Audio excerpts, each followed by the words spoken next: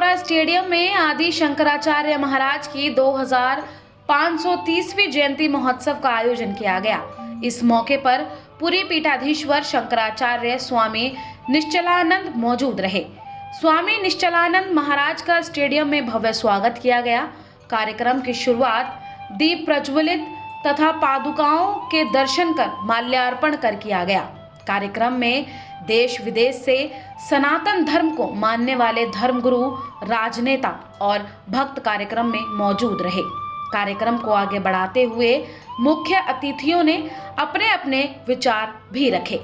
सबसे पहले विश्व हिंदू परिषद के अंतर्राष्ट्रीय कार्यवाहक अध्यक्ष आलोक कुमार ने अपने विचार रखे।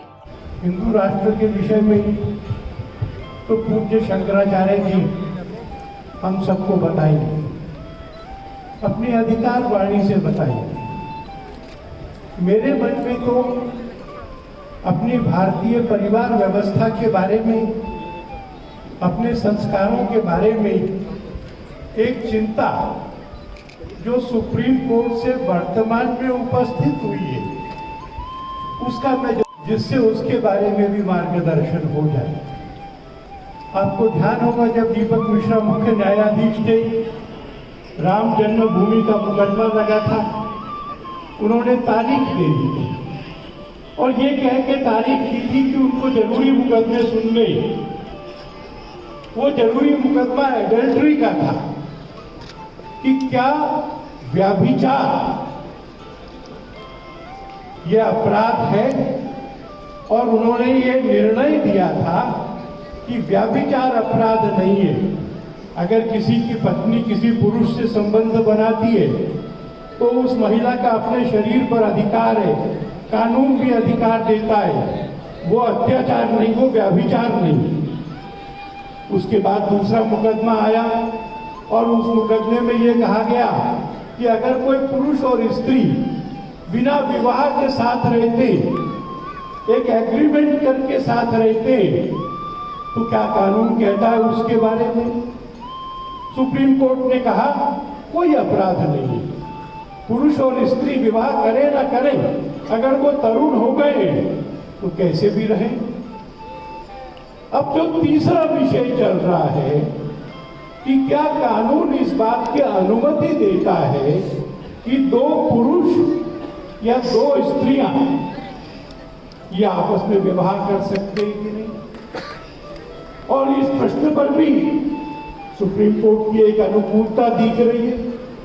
तो भारत की जो परिवार व्यवस्था है, पति और पत्नी का संबंध, जन्मों का संबंध, आयुष्य भर का संबंध और धर्म के लिए संबंध, इस संबंध की जगह पर कोई भी पुरुष, कोई भी स्त्री, कोई भी दो पुरुष, कोई भी दो स्त्री जब तक चाहे इकट्ठा रहे, जब चाहे अलग हो जाए, तो क्या इससे भारत में भारतीयता का संरक्षण होगा?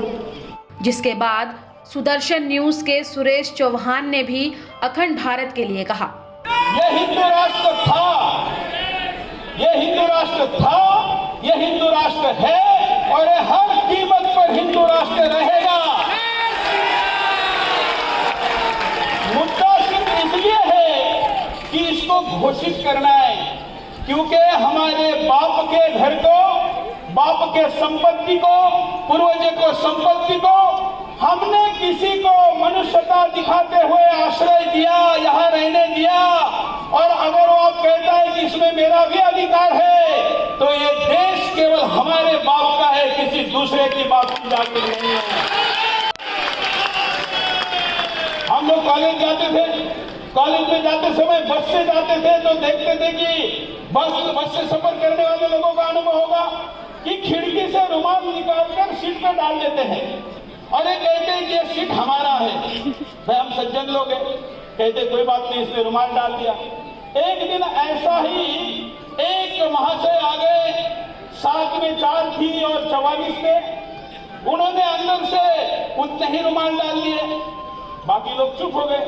मैंने विरोध किया, मैंने कहा कि सीट पर रुमाल डालो ये तो समझ सकते हैं, लेकिन कल तुम पूरे बस पर रुमाल डालोगे और कह दोगे कि ये बस हमारी है, कल पूरे हिंदुस्तान पर रुमाल डालोगे और कहोगे कि हमारा है, नहीं चलने देंगे। हम बहुत सच्चाई के साथ बात करते हैं, इसका फायदा उठाया जाता है, इसलिए हमने हमारी भूमिका थोड़ी तय करनी चाहिए। यहाँ पर संत है, संत की वाणी में बात करेंगे।